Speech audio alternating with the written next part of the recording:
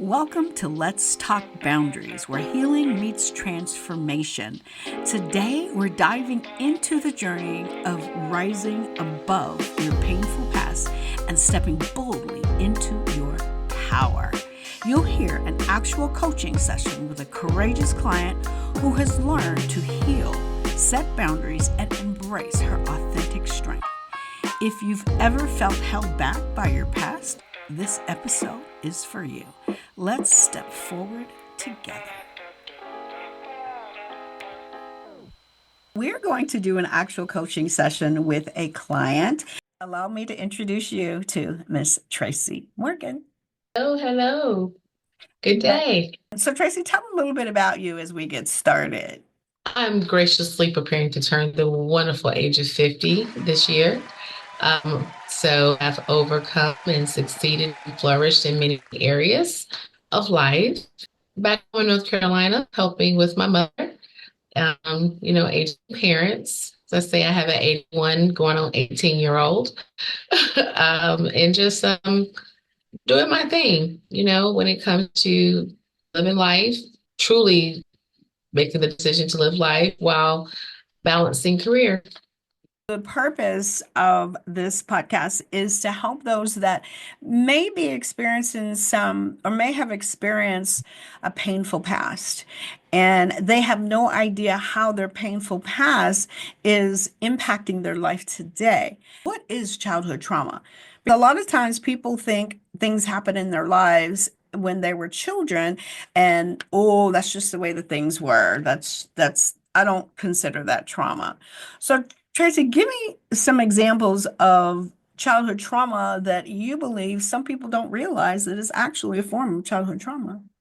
Well, for me, coming from a blended family, my parents divorced when I was four. I want to say I was 4 years old.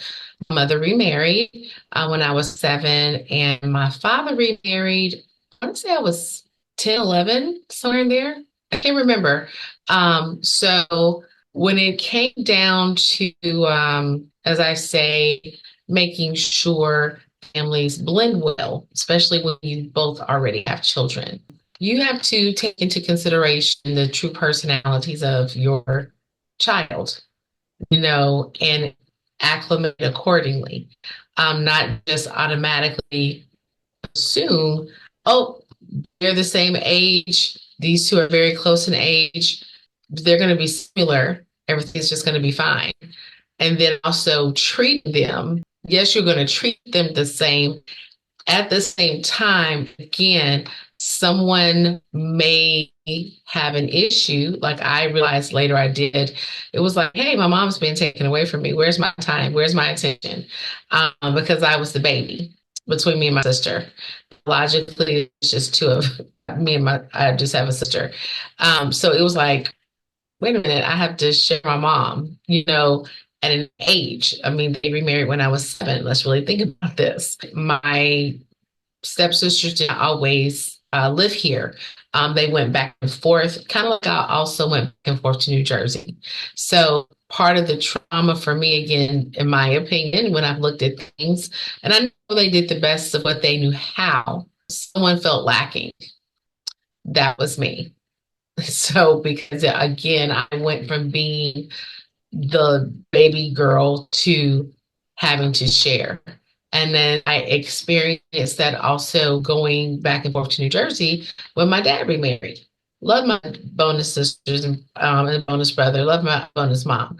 At the same time, like when I would get there, going whether it was the long summer or back and forth during the holidays, that type of thing. My dad had frequent come down here to North Carolina because of what his job gave him that type of travel.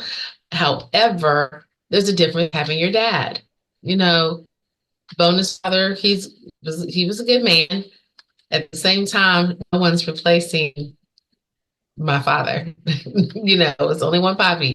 So when I look at those things, for me, trying to look like dealing with what I felt was rejection, that I couldn't be with my dad. It looked like having to share my mom.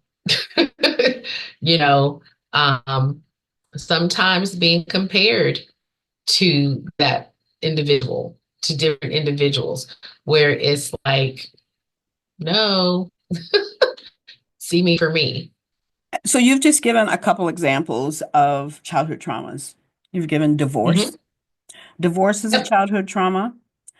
Blended family can be a childhood trauma. Notice the difference between the two. I said divorce is a childhood trauma and blended family can be. It depends on how it's handled. So for you, there were some feelings of rejection, feelings of abandonment, and those Yep. are just a couple examples that you carry into your adult life with you. Mhm. How do you believe that abandonment and rejection, these are the byproducts of the trauma? How do you believe that those two things, rejection and abandonment, impacted you as you were growing up and where you are now? What I realized was staying true to myself and recognizing how the my father going back to New Jersey versus staying here in North Carolina, you know, that fed into aspects of dating for me, especially when there were some gentlemen who were in other states, great men.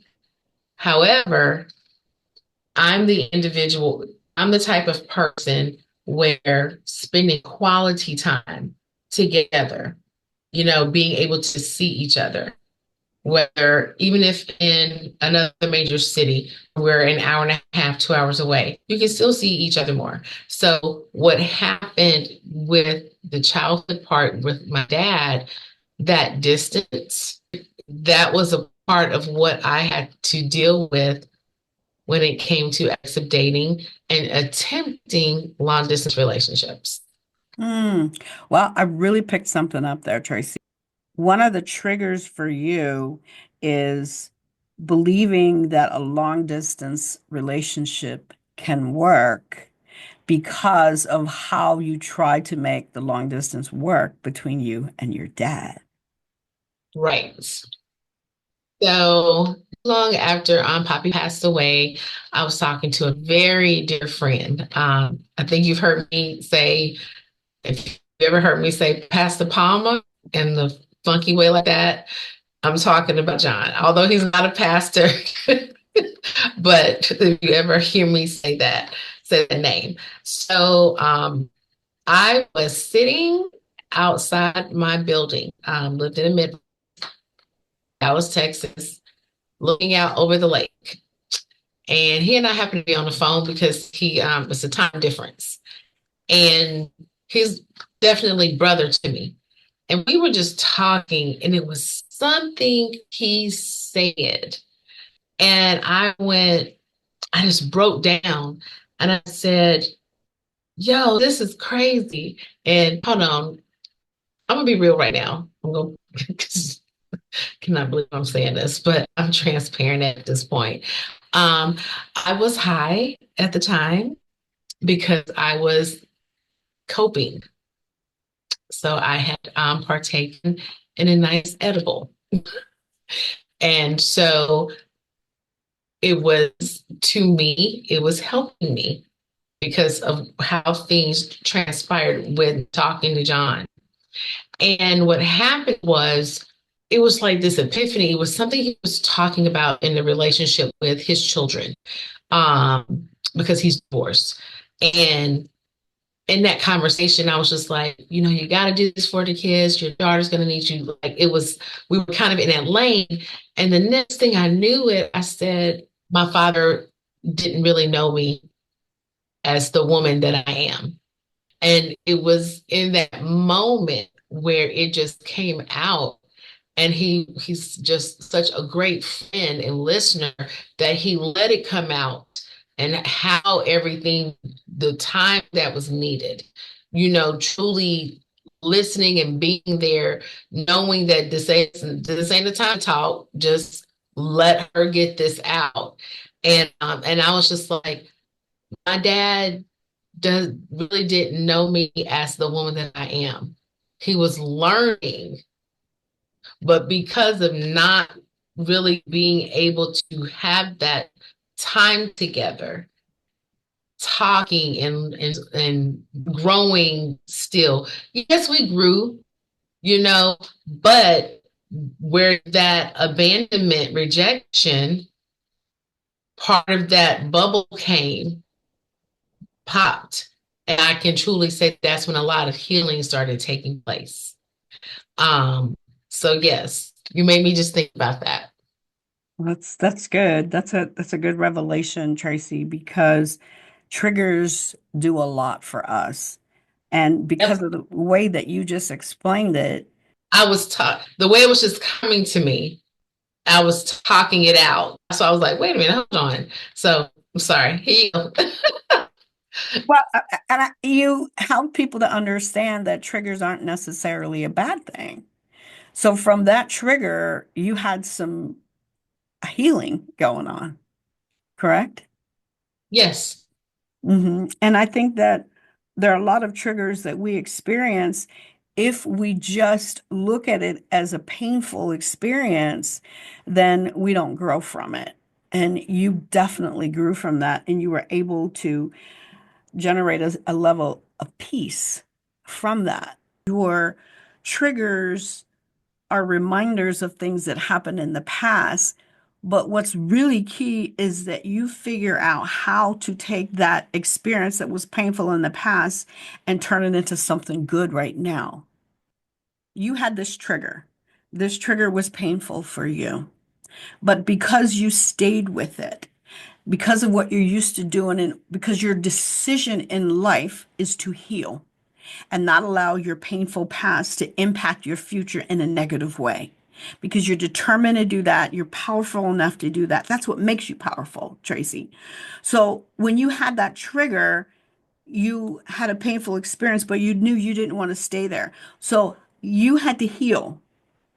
In order to heal from that rejection and that abandonment, it had to take you to a different place to be where you are today. Everything we go through, we learn from and we grow from. So, what did you learn from that trigger, that painful experience in your healing? And what is the thought process you have now about your dad as a result of that experience and that healing? Knowing that he's proud of me. I never truly heard him say that. We never got to have certain conversations. Um, where I am now, especially after the last ordeal, long distance dating is not for me. And it's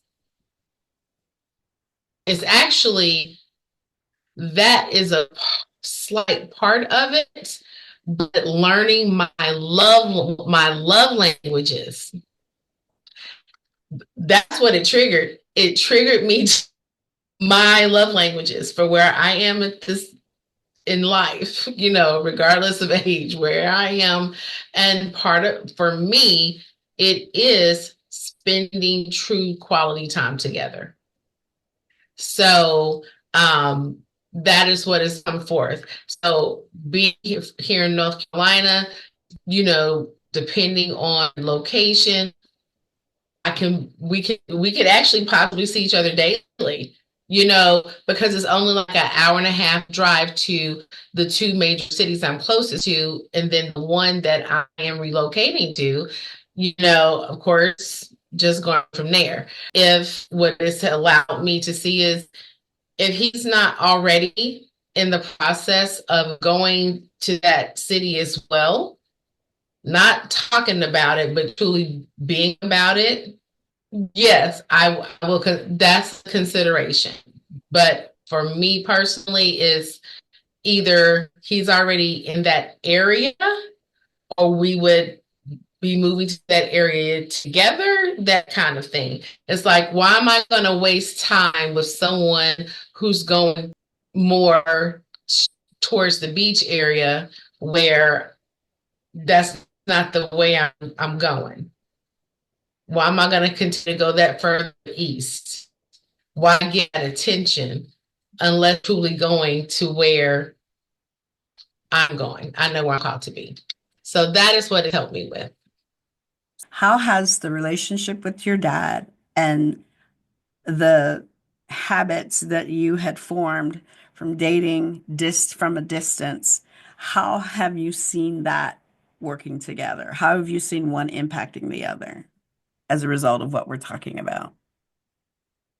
It's difficult. It was out of my personality. So a part of it when I think of how it relates with my dad is number one, stay true to who I am. And again, until action truly showing, then you can truly have that attention from me. However, knowing myself, what is triggered is that's something he would always say, be yourself, be yourself. And so knowing myself, I'm not even going to entertain someone long distance. I'm not going to Mhm. waste my time. I'm not going Mhm. to do that to myself. What I think is interesting is that you entertained it because you had entertained it with your dad, the distance. You Mhm. had Mhm. entertained that if the relationship that I have with my dad is distance, and it worked for us. But then you said, which was the trigger, that he never really knew who you were as a woman. So when you think about that distance and not really knowing who you are, how does that impact your relationships that are long distance and the result that comes from that? Is it similar or is it not? I say it is similar. It wasn't until I want to say the last 5 to 7 years where it was like, what is going on here? What's up with all of these men that I'm meeting that are in another state and having an interest in me? What is this about? You know, now I did have a moment of, okay, God, are you trying to tell me be open? No, remove the boundaries. But I'm just like, but I know you told me to go this way. Like, so why would I give this man in Texas interest or give this man in the Atlanta area interest? I'm not going back. And that's my heart's desire also is not to go back. And so but it really, I can honestly say, you're making me think about it out loud. That's why I'm having some pauses. But I can honestly say the core thing is holding on to it. I know what my dad would say. Stay true to yourself. Stay true to yourself. Be you.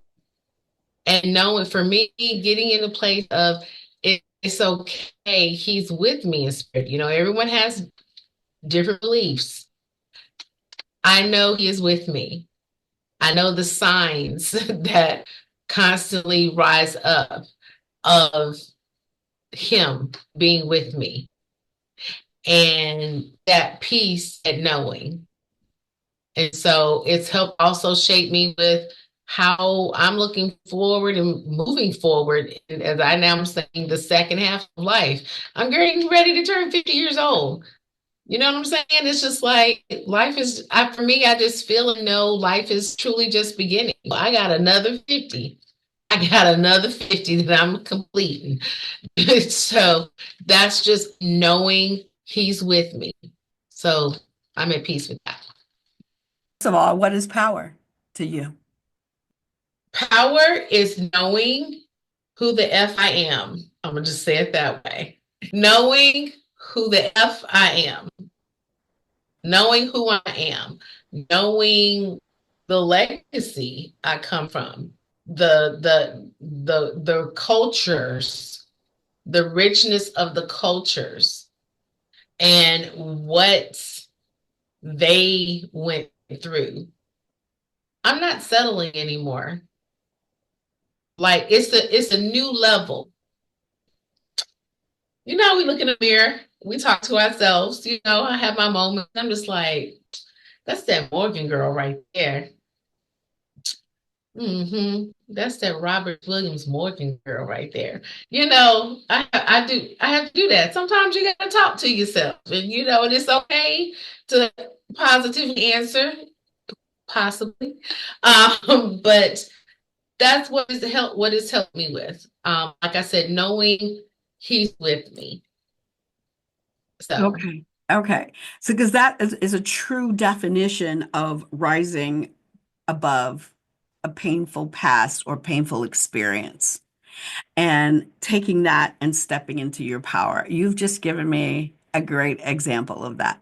Now, the reason I wanted to do that, Tracy, because a lot of times people will, like I said, they'll look at their triggers as being something negative, and then they want to become a victim to that trigger and that painful past. But what you have done, you've clearly shown that this is not something that you're a place where you're going to stay, that you're going to rise above it and you're going to be the best Tracy that you can be. So, the last comment that you made about looking in the mirror and what you realize about yourself, it's not just what you say about yourself and say to yourself, is what you realize about who you are, your exact presence of who you are, and how you became to be who you are today. And a lot of times it's those painful past experiences that have created us to be able to flourish as the person we are today. We're not who we are in our past. Our past were our experiences. However, it is our responsibility to take those painful experiences from our past and turn them around so that we know who we are as God's children. And that's exactly what you've done. And that's just one example. Just one example, because we started out just defining what is trauma from our childhood. We started out with, divorce is a trauma. Blended family can be a trauma. And look where we arrived at as a result of just asking that question. It caused you to think deep. It caused you to think about your dad. And that was not even a question that I asked you. So that's why this is so key to be able to determine that, you know what, I did have a painful past, but it doesn't make me and it's not going to break me. And I can tell you that your painful past, and I know this is not the only childhood experiences painful that's for you. I know it, but I know that because of this, you are now a better person because of the work that you've been willing to do. But one of the things I wanted to ask you about, because when I asked you the question before about how your childhood trauma has impacted your current reality, I think, and your answer was you were uncertain. My goal was to get you to understand how your painful past has generated the reality of where you are now. So now are you starting to get a sense of how your painful past has influenced where you are today? most definitely. I think I've had this conversation with you that for whatever reason, I have no childhood memories regarding my mother up until about five. I don't think six, five, somewhere 12. Yeah, somewhere between 5 and 6. Wow. See, every time try to think about it, I keep hearing the word protection. So for whatever reason, I'm going to take it as Holy Spirit is saying that there's at this time that is still protection. So you mentioned the word that the only word that comes to you when you think about that time period is protection. So how do you think that word protection influences your decisions today? You know what? I It just hit me. I'm going to come back to that because when you were asking, the reminder came up to me of something that was a physical trauma that happened to me. And I'm wondering if that is where things ceased. I actually was dropped on my head as a very young toddler. Cousins decided to play who can hold Tracy on their shoulders and make the basketball shot. And so I basically, that cousin at that age was probably about 5'5". So I went from top of shoulders, smack down on my head. And I know there was a physical trauma that took place because they had to keep me up for 24 hours. Like My head was swollen, so much because I have baby pictures How old were you, do you think? between one and two, 1 and 3. Possibly that physical trauma blocks the 8 took place. Something happened to me undiagnosed. Yes, they said had a concussion, those things, but under other things where literally I don't have memory That may, to, yeah, that yeah. that that makes sense because a lot of times emotionally and psychologically you don't have memory. We don't have memory for bad things that happen, bad experiences. But in your case, you just identified a physical trauma that happened and possibly having more residual effects from that fall more than a concussion. So that's physical. So that's clearly an understanding of, not having memory. So I guess what I'm looking at is how the Holy Spirit brought you that word protection and what that word means, protection as far as not having memory. Right. Maybe there were some things that I was exposed to and experiencing that unfortunately that fall was supposed to happen to erase. I don't know. That's hard for me to answer. Yeah. I you know I know how they say sometimes bad things happen to good people, wrong place, wrong time. Um, that's true, but I just felt it was interesting. But I just kept hearing protection. So that's I was like, okay, now I'm wondering so that's going to be a part of my prayer time, okay, God, what was, what is the protection from, you know? Yeah. And when I hear protection, I think of caution. I think of being cautious. And clearly, and children will be children. At the time when they were playing with you on their shoulders or top of their head, when you fell down, they were not being cautious. They were not being careful. They were not protecting you. And so we have to make sure that, I mean, that may come to you as you think through this protection. Where does that come from? But it could be an experience that happened. And now I'm going to make sure that I'm protecting everyone that I know that they don't get hurt. Mm, It could be something like that. And that's what you've learned from that, be it physical, emotional, psychological, whatever it is. Because of your experience, you are not very protective of other people that they don't get hurt. But I did want to ask you a question because I want to move away from that because I believe you're going to do some more work on that, on the protection. But what I want to talk about, you talked about you being a little girl. And in the questionnaire that you answered for me, you said something about the little girl inside of you. So my question is, how important is it to have a relationship with that little girl inside of you? oh my gosh, that's a must. That's for anybody. But for me, as I things that I've studied and how I help with others in coaching as well and have learned through my life lessons.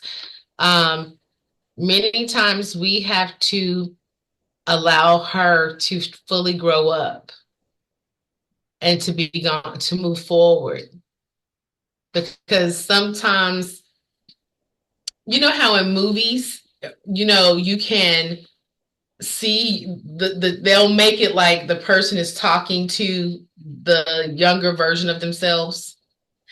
I'm a firm believer that when we have healed, we have said, you can go, you're you're free, you're free, you can go. So she's no longer there. That's how I see.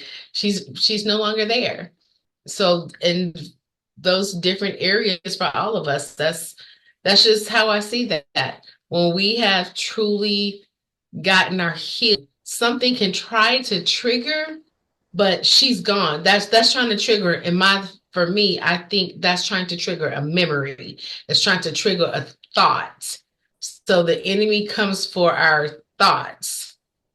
So I know I am healed. She's gone. She's graduated to others to wherever she's ascended to, but she's in the pleasant, peaceful place.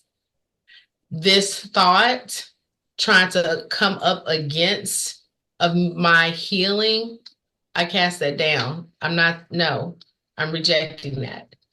So that's again how I see, I can't see her. She's gone. Mm, mm. Well, that's interesting, Tracy, because you and I look at it from two totally different perspectives as Mhm. far as that little girl. And I hear what you're saying about when you're healed that she's gone, but quite honestly, I don't believe she's ever gone. I believe she gets quiet.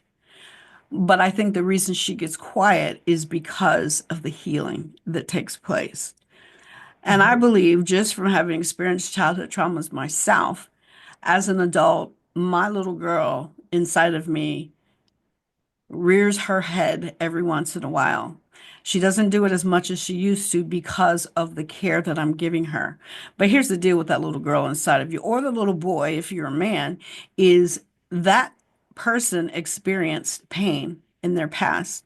And if that painful past was never addressed, if they never healed from it, then the residual effects of that is going to be coming up into your life in some shape or form, in one way or another.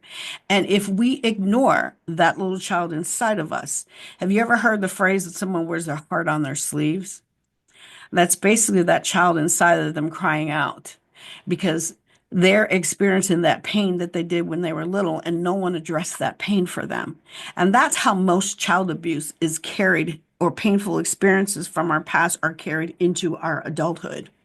And that's a lot of the reasons why we don't get to the place we want to go. We're frustrated, we're in pain, we're depressed, even suicidal, because we haven't been in touch with that little person inside of us to let that little person know that they are okay now. They are protected. And as the adult, we are the ones that are protecting them.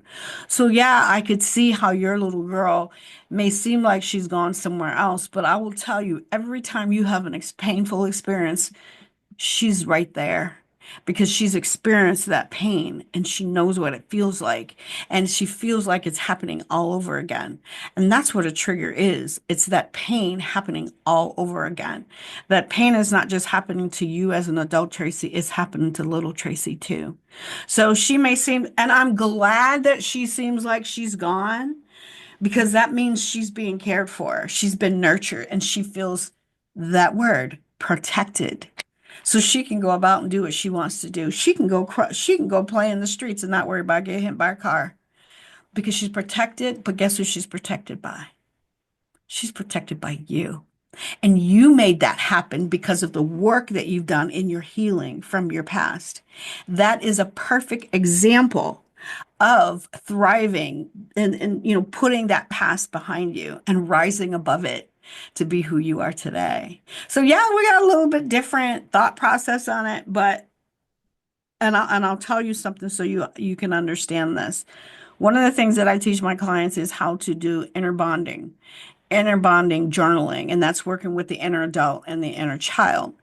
And I started Inner Bonding, and this is a book that's written by Margaret Paul. And I started this book, it was referred to me back in 1999. So I started reading it. As soon as I read this book, I burst into tears. I was like, oh my God, this is the issue that I'm dealing with. That little girl is crying out, right? So everything I was having, well, you call an adult temper tantrum, going off on somebody, those high emotional negativity that goes on, that's all Mhm. that little girl, that little boy, you crying out. And it's going to come out in one way or another. So I started reading that book, Inner Bonding, and it started me to do the inner adult and inner child dialogue, journaling. And from 1999, I did the work. I did the work. In 2014, through the work of the inner bonding, my little girl and I, as the adult, became one. Amen. We became one. But the difference between you and I, Tracy, is And I don't want to say you're not still healing, because everyone that experiences childhood traumas is going to be in a continuum of healing for the rest of our lives. So the work that I'm doing with my little girl is helping her to realize that she's protected. But she Yes. doesn't go away. She stays there with me. And maybe because I continue to keep in touch with her on a daily basis, but that's the difference in our personality, Tracy. Your personality is one that just, you're very confident, you're very professional, you're very goal oriented, and you're very loving. And I'm not saying I'm not all those things, but there's some insecurities in me from my past that caused me to stay in close connection with her, because at some point I feel like I still need to protect her when different situations come up. But for you, and I'm not saying that you're not better than me, I'm any better than you. We're different. And so because of that, our relationship with our little girl is totally different. Because of that word you said, protection, your little girl has the freedom to go out and do what she needs to do, knowing she's protected. Me, every day, I need to assure my little girl that she's protected. Amen. And I'm glad that you are doing that. You said a couple of things that is going to sound crazy, but you made me think about there's a high school me somewhere. Don't know the age range, but a part of the high school me and trauma that I had to overcome was being made to feel I wasn't worthy or I wasn't good enough. Nothing I ever did was good enough. Grades were never good enough. Um, Community Service Award, Girl Scouting Awards, and I have the highest award in Girl Scouting I got as a senior in high school. I have the Gold Award and the Silver Award. So, what you made me think about is something that I talk about. Because of my relationship with her now and the healthy boundaries and conversations that we've had, I had to address a few times verbal abuse trauma, emotional trauma. Love my mom. However, how you talk to versus how you talk at a child. Sometimes that parent projecting their insecurities on their child and how it comes out, how that affected me, and how I have been healing greater from that because I realized that took a toll on me for a long time. Because sometimes when you don't know how to acknowledge the exact trauma that's taken place, especially being able to confront that individual to be able to say, no more, no more will you talk to me like this. I know you're my mother. I am your daughter. I am not a child. I am your daughter. A child is an age range, but I am your daughter. And be mindful how you speak to me because I'm not the quiet, timid who would cry at the drop of a hat, extremely low self-esteem. I'm not that Tracy more. I'm not. And so you made me think about what I had to do over a certain period of time of addressing that teenage Tracy, that 13-year-old Tracy who was raped, the Tracy raped in first year of college, you know, the Tracy who was not shown the love. Again, my love languages, knowing who you are. Words of affirmation for any child is important. Again, how God has helped me heal from that trauma. I had to look at what did grandma talk this way to them? Like these are conversations I've had with some cousins. It was like, well, how was granddaddy talking to them? It started explaining a lot of things. And it was like, oh, that's how granddaddy talked to them. Certain things were taken as normal.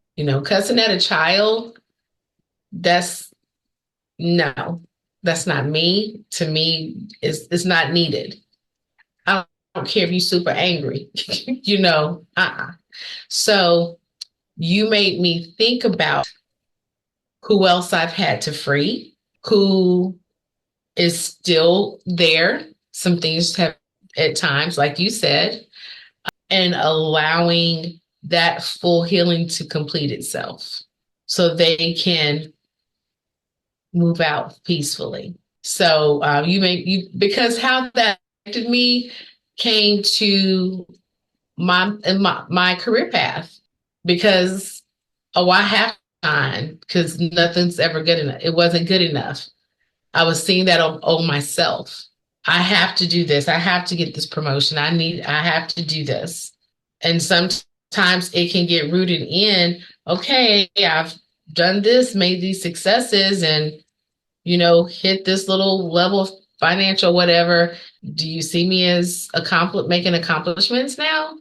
And so getting to where I have been now for I've been home 5 years, I will say the last 7, 10 years, and really recognizing, especially career wise, understanding my gifts and my talents are going to make room for me and present me before those in authority. So that's career, whether it's entrepreneurship or working somewhere. I'm in demand.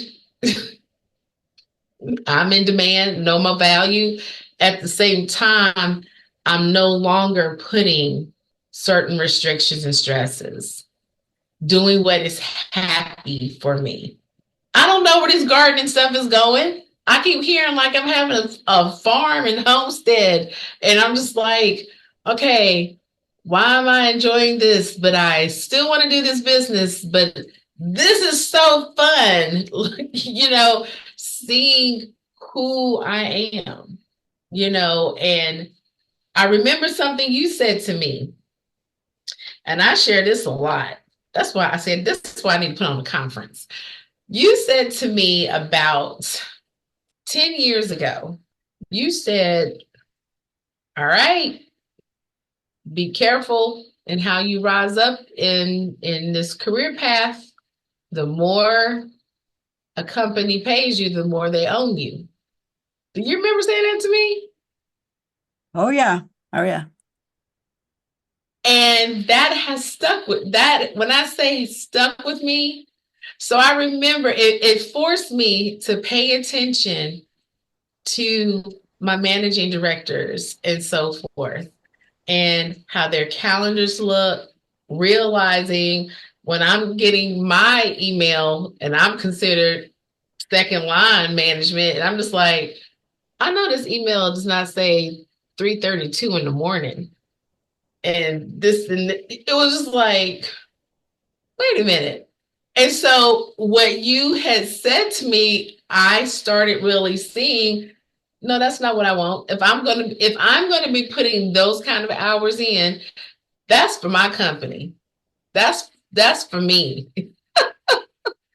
I'm not a slave. No, that's not what we're doing. So when you said that to me, looking at where I am now, where it's like looking at whether it's high school, college, young adult, old Tracy is, baby, you are great. Whatever you are wanting to do, it's not about what others want you to do.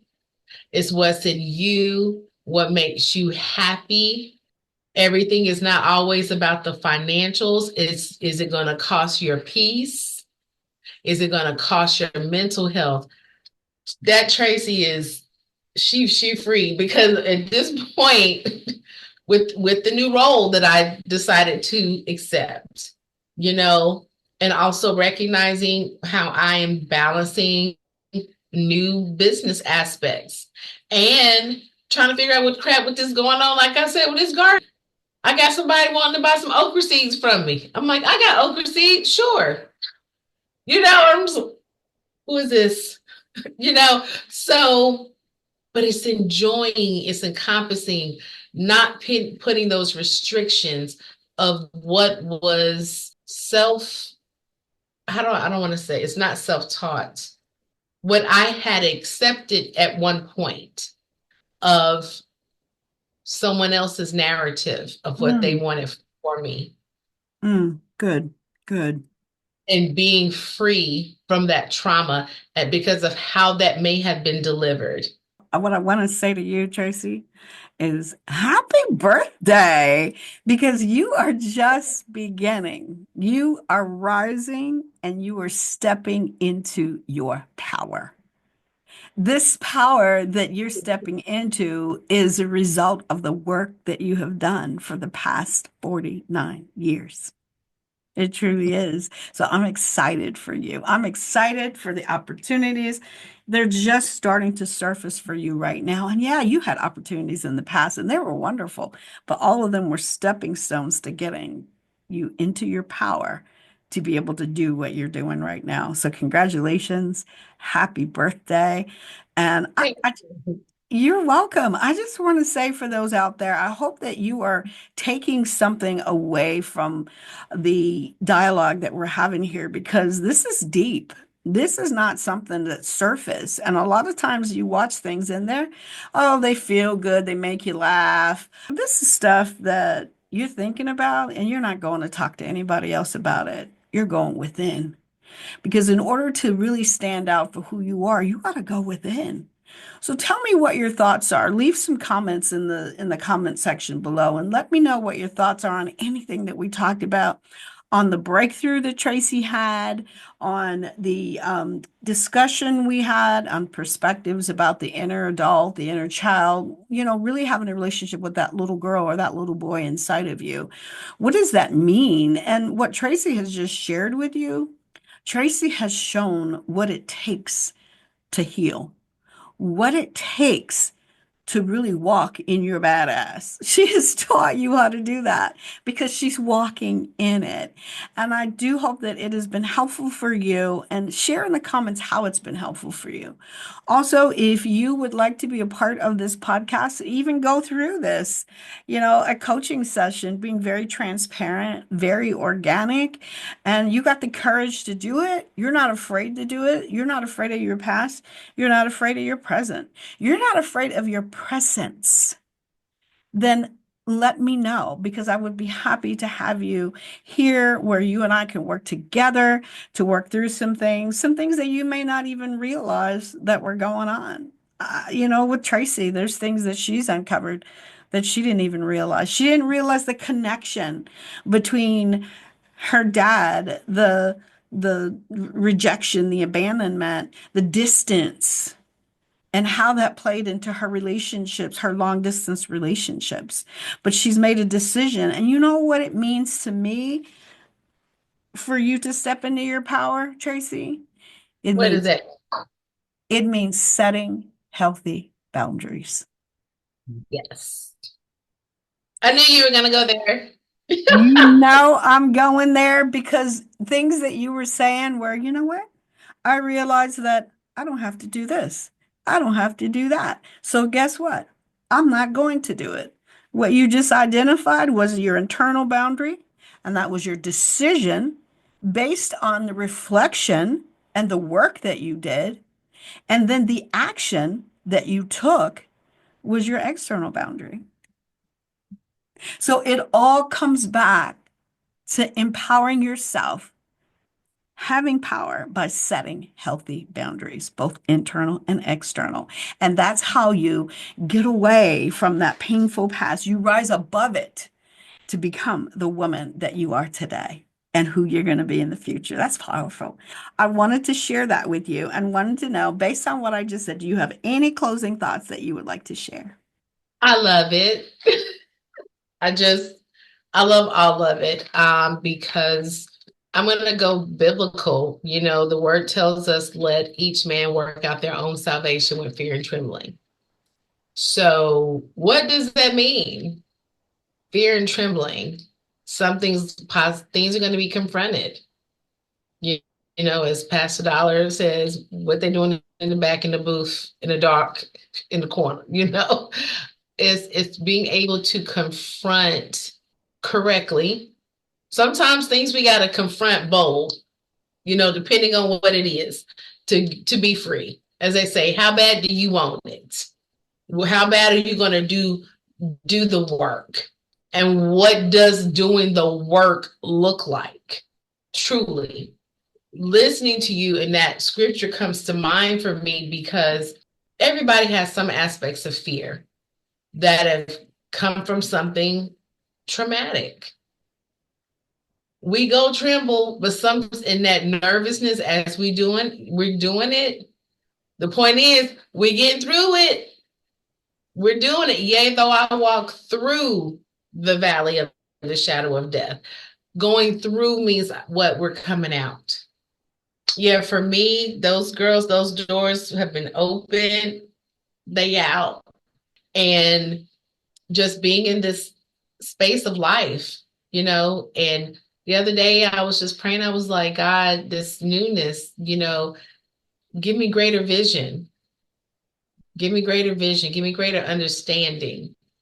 Give me greater, what is this to look like moving forward and being whole and being present in the presence. Sometimes we can be present, but we're not present. So a part of being free is, I'm present. I'm present in my presence. Amen. Amen. And another thing I was thinking about was here you're about to turn 50.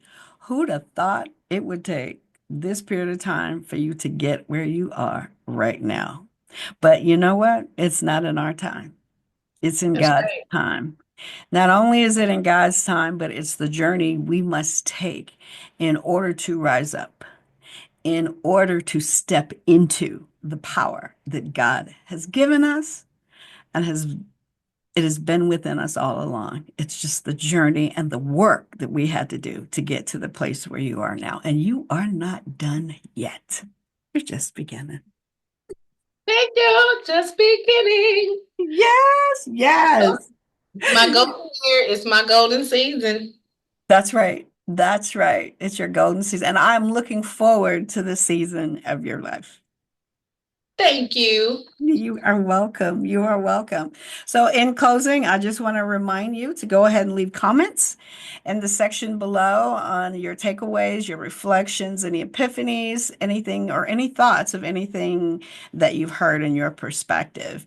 And also make sure that you remember to like, share, and subscribe. There is somebody that needs to hear what we just talked about today. So, go ahead and share it. Why not? You want to share good things, right? This is that one good thing to share. So make sure you subscribe. And in the meantime, thank you, Tracy, for being my first guest as far as going through an actual coaching session. And in the meantime, this is Pamela Bird, your boundaries coach. And let's talk boundaries, shall we?